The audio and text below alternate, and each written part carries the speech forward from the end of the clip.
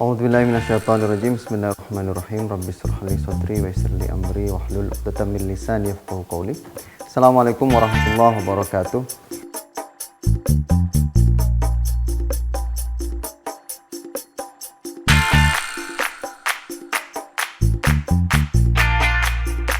Alhamdulillah rabbil alamin, wassalatu wassalamu ala Rasulillah Muhammadin wa ala alihi wa ashabihi ajmain, amma ba'du. Pada kesempatan kali ini saya Khairul Umam dari Fakultas Ekonomi dan Manajemen Unida Gontor ingin mendiskusikan sesuatu yang seharusnya kita diskusikan secara mendalam, yakni makroekonomi Islam. Saat ini kami ingin mempertanyakan, apa sih tujuan makroekonomi Islam?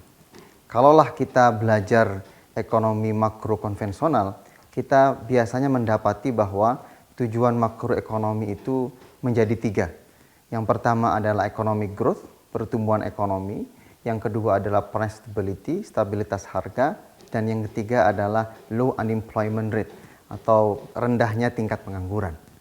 Namun pertanyaannya kemudian, apakah tujuan ekonomi Islam sama halnya dengan yang konvensional, pertumbuhan ekonomi, stabilitas harga, dan rendahnya tingkat pengangguran? Biasanya para ekonom jarang yang membicarakan dan mengkaji dan menganalisa secara mendalam dan mengkritisi tujuan-tujuan yang ada di makroekonomi Islam.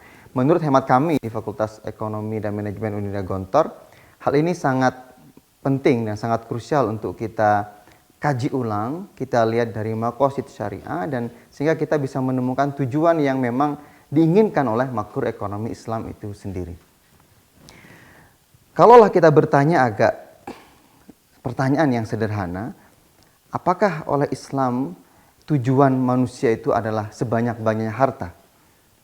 Bahwa orang yang paling mulia itu orang yang banyak hartanya? Atau orang yang sukses ekonominya mesti orang yang hartanya banyak? Walaupun katakanlah cara mencarinya dia mendolimi orang lain. Cara mencarinya harus menipu orang lain. Nah, di sini letaknya kemudian kita tidak bisa menerima konsep bahwa tujuan makroekonomi yang pertama harus economic growth, harus PDB yang tinggi, harus output yang tinggi, tanpa kemudian memperhatikan proses. Maka dalam ekonomi Islam, kita perhatikan bahwa tujuan yang paling utama adalah keadilan sistem ekonomi. Maka dalam Al-Quran Allah berfirman, وَلَا تَأْكُلُوا أَمْوَالَكُمْ بَيْنَكُمْ بِالْبَاطِلِ. Jadi pada intinya adalah bagaimana yang dipentingkan prosesnya, bukan besarannya, bukan yang penting PDB tinggi, bukan yang penting output tinggi, tapi yang dipentingkan adalah bagaimana keadilan sistem itu terbentuk. Nah, indahnya dalam Islam kemudian, bagaimana keadilan sistem terbentuk? Islam berbicara sangat luar biasa tentang sistem pasar. Betapa banyak sekali aturan-aturan yang bagaimana pasar itu bisa berjalan dengan adil. Bahkan lebih dari itu, oleh Rasulullah dicontohkan ada lembaga yang disebut dengan sistem hisbah, lembaga hisbah. Yang lembaga ini tujuannya adalah bukan intervensi kepada pasar, bukan intervensi harga, bukan untuk biar pasar itu sesuai dengan kemauan pemerintah, tapi intervensinya dalam bentuk bagaimana menjamin pasar tersebut adil. Tidak ada yang terdolimi, tidak ada produsen atau konsumen, baik itu penjual maupun pembeli yang kemudian saling mendolimi. Inilah kenapa kemudian pasar itu menjadi adil dan tidak diintervensi. Maka dalam suatu riwayat, ketika ada harga naik, para sahabat menginginkan Rasul mengintervensi harga, Rasulullah mengatakan harga itu Allah yang mengatur. Tentu hal ini dalam konteks adalah pasarnya adil. Pasarnya tidak terjadi di situ distorsi pasar. Nah, bukan hanya itu, di dalam Islam bukan hanya pasarnya yang dijamin adil, cuman masyarakat yang kemudian berperilaku di pasar pun ada ajaran-ajaran perilaku konsumsi dan produksi. Maka kita mengenal, kita tidak boleh tabzir, kita tidak diperkenankan israf, maka bisa dibayangkan walaupun orang sekaya-kayanya dalam Islam, dia ada batasannya untuk mengkonsumsi. Dia diberi batasan. Sehingga hartanya kemudian tidak semena-mena dia ambil dari sistem pasar. Sehingga mau tidak mau kemudian akan terjadi pembagian yang merata. Jadi tidak dimakan habis oleh siapapun yang kaya, kemudian dia semena-mena sehingga membuat, katakanlah ketika mentang-mentang dia kaya, semua beras dia ambil, dihambur-hamburkan, dia makan entah gimana caranya, sehingga beras menjadi langka di pasar, sehingga harga beras menjadi naik.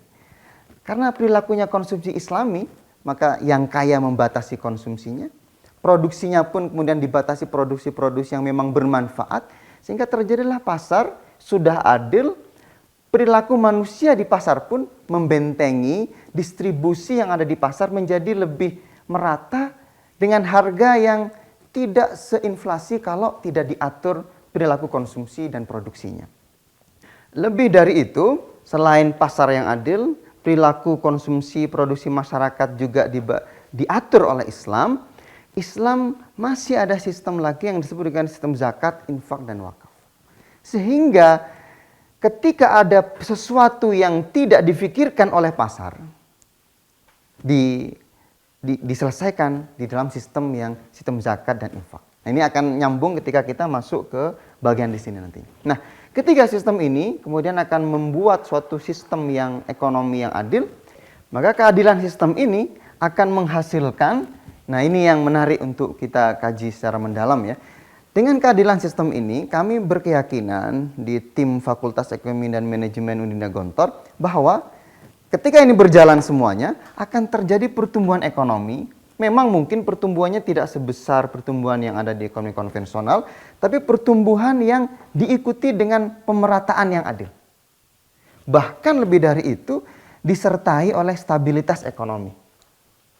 Bukan ekonomi yang inflatif, bukan ekonomi yang tidak merata. Dan inilah problem tujuan makro sekarang ini. Memang benar mereka terjadi pertumbuhan, tapi biasanya pertumbuhan tidak diikuti dengan pemerataan, dan selalu terjadi problem stabilitas ekonomi, yaitu terjadinya ekonomi yang inflationary, ekonomi yang inflatif. Walaupun ini sudah tercapai, ini tentu sebetulnya menjadi tujuan ekonomi makro konvensional. Semua ekonomi di dunia menginginkan yang seperti ini, ekonomi tumbuh, merata, serta stabil. Cuma lagi-lagi mereka tidak bisa mencapainya, karena tidak punya sistem yang seperti diinginkan oleh Islam. Islam sudah mempunyai sistem, sehingga ekonomi bisa tumbuh, tapi pertumbuhan yang diikuti dengan pemerataan dan pemerataan yang diikuti dengan stabilitas ekonomi. Nah, lebih dari itu, Islam tidak berhenti di ekonomi yang difikirkan oleh ekonom konvensional. Lebih dari itu, banyak hal yang tidak difikirkan oleh pasar. Walaupun pasar berjalan dengan sebaik-baiknya, akan tetap ada orang yang di bawah garis kemiskinan. Orang yang kalah bersaing di pasar. Atau memang orang-orang yang tidak mau bersaing di pasar. Nah, maka dari itu, tetap dalam Islam, pasar yang adil tadi, tetap diambil orang-orang yang berkelebihan, diambil zakatnya, infaknya, dan wakafnya. Dan ada motivasi dari situ, ada nilai-nilai yang ditanamkan di situ, yang kemudian sistem yang tadi walaupun sudah banyak orang bekerja dan pengangguran sangat rendah sekali, yang hidup di bawah kemiskinan tetap bisa terpenuhi kebutuhan pokoknya bagi yang mereka tidak mau masuk sistem pasar.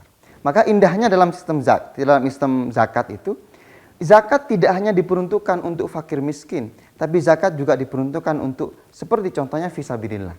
Anda bisa bayangkan zaman sekarang ini ketika orang mau berdakwah, dia kemudian harus jualan dakwahnya. Karena kemudian dakwah dimasukkan kepada sistem pasar. Karena apa? Zakat tidak berjalan dengan baik. Mestinya yang bergerak fisabilillah, orang-orang yang berdakwah, orang-orang yang menuntut ilmu, tidak perlu memikirkan dari mana uangnya. Itulah yang difikirkan oleh pasar untuk orang-orang yang memang tafakuh fiddin, sehingga ini kami tulis di sini, akan juga terpenuhi kebutuhan pokok bagi yang tidak masuk dalam sistem pasar. Inilah kenapa zakat bukan hanya fakir miskin, tapi zakat juga untuk fisabilillah, zakat untuk memikirkan musafir, zakat untuk memikirkan gharimin, sampai mu'alaf difikirkan. Itu baru zakat, belum kalau kita bicara wakaf, akan banyak hal-hal yang tidak difikirkan oleh pasar, masjid, tempat-tempat anak bermain, tempat-tempat yang di situ orang bisa bertemu, itu tidak akan difikirkan oleh pasar, karena tidak ada uangnya di situ.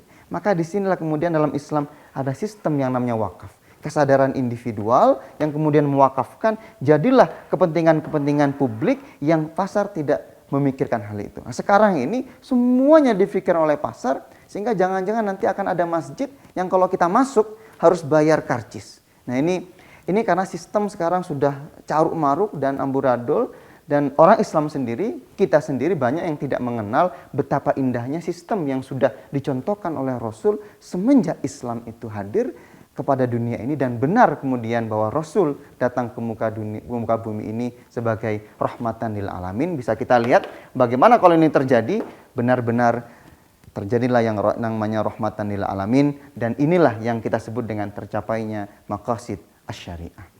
Akan terjaga hartanya, akan terjaga jiwa-jiwa, akal terjaga karena orang belajar dan belajarnya benar, karena gurunya tidak masuk sistem pasar, gurunya betul-betul ikhlas mengajarkan, tidak diintervensi, karena dibayar oleh sistem zakat, infak, dan sedekah.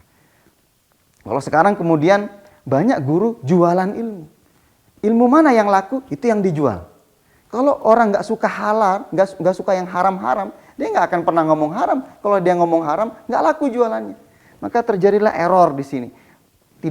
Maka akan terjadi maqasid syariah yang tidak tercapai, yaitu anak-anak harus mendapat pelajaran agama yang baik, maka jiwanya tidak terjaga, akalnya tidak terjaga, maka hancurlah suatu sistem di dalam negara itu. Maka makroekonomi Islam, sistem Islam bukan hanya mengurusi ekonomi dunia saja, tapi mengurusi ekonomi dunia akhirat. Inilah seyogyanya dan sejatinya ekonomi makro Islam. Dan inilah yang sedang kami diskusikan terus-menerus di Fakultas Ekonomi dan Manajemen Universitas Darussalam Gontor. Mungkin sekian sesi kita kali ini. Ke depan kita akan mendiskusikan hal-hal yang lain. Jazakumullah khairan. Assalamualaikum warahmatullahi wabarakatuh.